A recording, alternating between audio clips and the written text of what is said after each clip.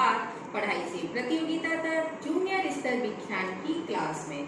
तो बच्चों, आज हम पदार्थ एवं पदार्थ के समूह के अंतर्गत पदार्थ, पदार्थ की अवस्था एवं विभिन्न लक्षणों के आधार पर पदार्थों के वर्गीकरण के विषय में जानेंगे।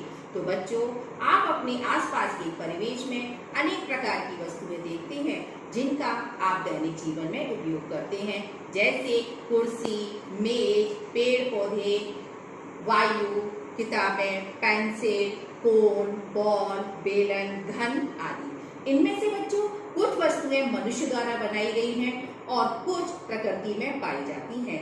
ये सभी वस्तुएं पदार्थों से मिलकर बनी होती हैं। हमारे आसपास की सभी वस्तुएं जिनमें भार होता है और जो स्थान घेरती हैं और जिनका ज्ञानेंद्रियों द्वारा अनुभव किया जाता है, पदार्थ कहलाती हैं। बच्चों, पदार्थों के वर्गीकरण की आवश्यकता के विषय में बात करें तो किसी वस्तु की पहचान इसके आकार, बनावट, रंग, उपयोग आदि के आधार पर की जाती है। जब हम वस्तुओं को उनके विशेष गुणों, उपयोग आदि के आधार पर अलग अलग समूहों में रखते हैं, तब इनकी पहचान आसानी से की जा सकती है।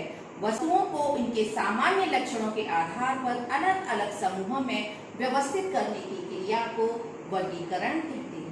संरचना के आधार पर पदार्थ को दो प्रकार से वर्गीकृत किया गया है। पहला भौतिक वर्गीकरण और दूसरा है रासायनिक वर्गीकरण। पदार्थों की बाह्य संरचना के आधार पर वर्गीकरण भौतिक वर्गीकरण कहलाता है और पदार्थों की आंतरिक संरचना के आधार पर वर्गीकरण रासायनिक वर्गीकरण कहलाता है। भौतिक वर्गीकरण के अंतर्गत पदार्थ को ठोस, द्रव, गैस में विभाजित किया जाता है और रासायनिक वर्गीकरण के अंतर्गत पदार्थ को तत्व, यौगिक और मिश्रण में विभाजित किया जाता है। बच्चों, बात करते हैं हम पदार्थों के विभिन्न लक्षणों के आधार पर वर्गीकरण के विषय में। तो यहाँ पर पदार्थों को 6 लक्षणों के आधार पर वर्गीकृत किया गया है, जिसमें पहला है पदार्थों की अवस्था के आधार पर, जल में घुलनशीलता के आधार पर, जल के सापेक्ष भार के आधार पर, पारदर्शिता के आधार पर, चुंबक के सापेक्ष व्यवहार के आधार पर और कठोरता के आधार पर। आइए बच्चों, अब जानते हैं पहला लक्षण पदार्थों की अवस्था के आधार पर के विषय में। तो बच्चों, आप सभी ने नारियल का तेल देखा होगा। जाड़े के मौसम में यह बर्तन में ठोस के रूप में जम जाता है, वहीं गर्मी में तरल के रूप में हो जाता है और जब द्रव नारियल तेल को गर्म करते जाएं तो वह तेल की वाष्प बनकर उड़ जाता है। इस प्रकार प्रत्येक पदार्थ की 3 भौतिक अवस्थाएं होती हैं, ठोस, द्रव और गैस। बच्चों, ठोस पदार्थ की आकृति व आयतन दोनों निश्चित होते हैं, अर्थात ठोस पदार्थ अपनी शेप व आकार बनाए रखते हैं। ठोस पदार्थों में कण बहुत पास पास होते हैं, इसीलिए इनमें आकर्षण बल बहुत अधिक होता है जो इन्हें एक साथ बांधे रखता है। अब बात करते हैं बच्चों द्रव के विषय में। तो बच्चों, ठोस पदार्थों की तुलना में द्रव के अणु एक दूसरे से दूर दूर होते हैं। इनमें आपसी आकर्षण बल ठोस की तुलना में कम होता है, जो इन्हें एक साथ बांधे रखता है। इसी कारण द्रव पदार्थों की आकृति निश्चित नहीं होती है। गैस के विषय में बात करें तो बच्चों, गैस की आकृति व आयतन दोनों ही अनिश्चित होते हैं। ये जिस स्थान पर रखे जाते हैं उसी की बनावट और आयतन प्राप्त कर लेते हैं, क्योंकि गैसी पदार्थों में कण अपेक्षाकृत बहुत दूर दूर होते हैं और इनमें आपसी आकर्षण बल ना के बराबर होता है। बच्चों, अब हम बात करते हैं जल में घुलनशीलता के आधार पर। तो बच्चों, आपको यहाँ पर कांच के अलग अलग बाउल में क्या क्या दिखाई दे रहा है? नमक, रेत, शक्कर, कोयले का चूर्ण और चॉक पाउडर। जी, तो अब आपको क्या करना है, कांच के भरे हुए ग्लास में एक एक करके इन पदार्थों को डालना है।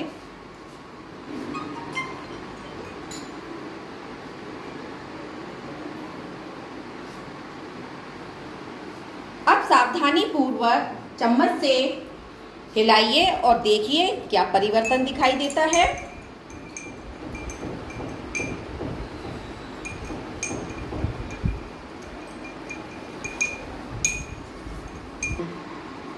अब बच्चों इन पदार्थों को धीरे धीरे पानी से भरे हुए कांच के ग्लास में हिलाइए और देखिए आपको क्या परिवर्तन दिखाई दे रहा है। मैम, नमक और चॉक पाउडर और शक्कर पानी में घुल जाते हैं, लेकिन रेत और कोयले का पाउडर नहीं घुलता। बहुत अच्छा बच्चों, तो आपने देखा किसी द्रव में घुलने वाले पदार्थों को घुलनशील अर्थात विलेय पदार्थ कहते हैं और इसी प्रकार किसी द्रव में ना घुलने वाले पदार्थ को अघुलनशील पदार्थ कहते हैं। अघुलनशील बच्चों, अघुलनशील पदार्थ को हम अविलेय पदार्थ भी कहते हैं और घुलनशील पदार्थ को हम विलेय पदार्थ। अब हम पदार्थ के तृतीय लक्षण जल के सापेक्ष भार के आधार पर के विषय में बात करते हैं। तो यहाँ पर हमने कुछ पदार्थ लिए हैं। क्या क्या पदार्थ लिए हैं बच्चों? रुई, स्पॉन्ज, रबर, मोम, लोहे की कील, कांच का टुकड़ा, लकड़ी का टुकड़ा, सरसों का तेल और कांच की गोली। जी, बहुत सुंदर। अब आप बच्चों इन सभी पदार्थों को एक एक करके जल से भरे हुए बर्तन में डालिए और फिर देखिए क्या होता है।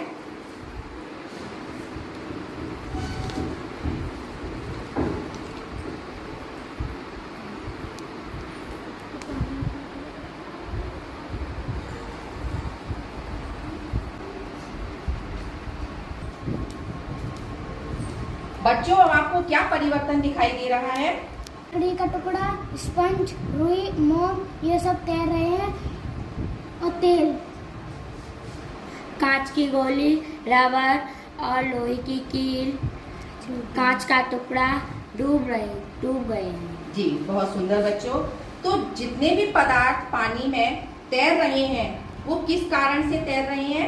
क्योंकि बच्चों इसका घनत्व पानी से कम होता है और जितने भी पदार्थ पानी में डूब गए हैं तो उनका घनत्व पानी से कैसा है? अधिक है, इसीलिए वो पानी में कैसे गए? डूब गए। तो हमने जाना कि जो वस्तुएं जल में तैरती हैं वे जल से हल्की होती हैं तथा जो डूब जाती हैं वे जल से भारी होती हैं। बात करते हैं पदार्थ के चौथे लक्षण पारदर्शिता के आधार पर के विषय में। तो यहाँ पर बच्चों आपको इस कागज पर क्या दिखाई दे रहा है? काला धब्बा। जी, बहुत सुंदर। अब देखते हैं क्या होता है। और हमारे इस हाथ में क्या है? कांच का टुकड़ा। तो अब बताइए क्या ये काला धब्बा आपको दिखाई दे रहा है? सबको दिखाई दे रहा है? Yes ma'am. बहुत सुंदर। क्या अब आपको दिखाई दे रहा है? नहीं मैम।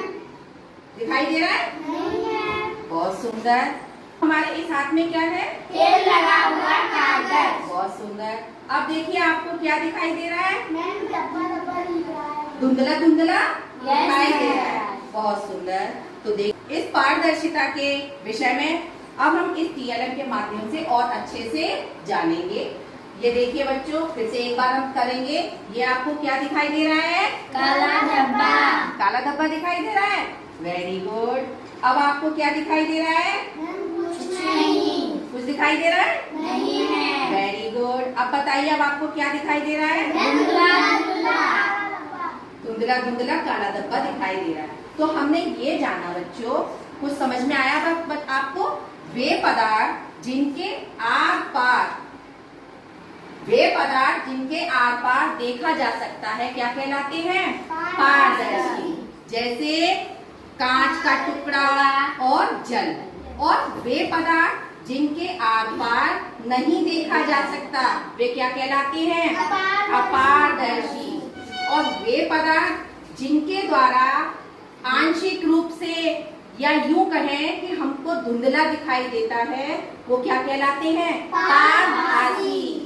जैसे उदाहरण बताइए। तेल लगा कागज और या पेंट लगा हुआ कागज। तो आपको समझ में आया बच्चों? यस बात करते हैं चुंबक के सापेक्ष व्यवहार के आधार पर के विषय में। तो बच्चों यहाँ पर आपको कुछ पदार्थ दिए गए हैं। तो हम जानना चाहेंगे कि आपको कौन कौन से पदार्थ दिए गए हैं? किताब, रबर, पेन, चुम्बक और लोहे की कील, कांच का टुकड़ा, ऊन कांच की गोली, लकड़ी का टुकड़ा, रुई, कलर। तो बच्चों, अब आपको दिए गए पदार्थों को बारी बारी से चुंबक के पास लाना है और फिर देखना है कि आपको क्या दिखाई देता है। प्रत्येक पदार्थ को बारी बारी से चुंबक के पास लाइए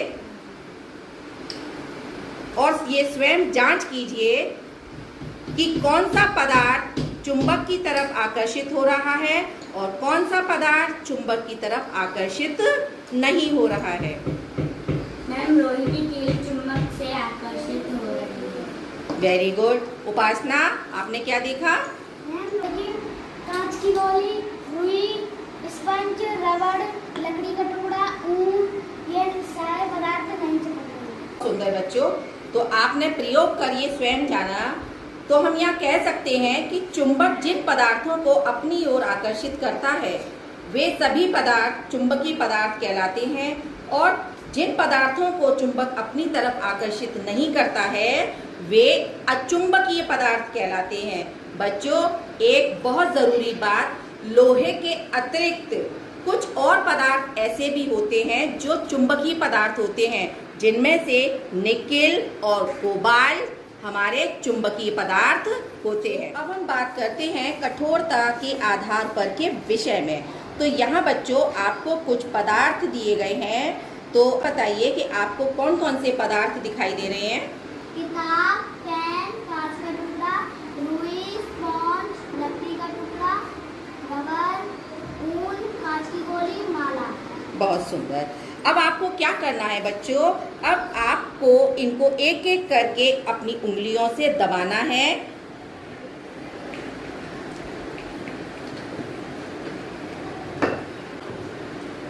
जी हाँ बच्चों, तो प्रयोग द्वारा क्या देखा?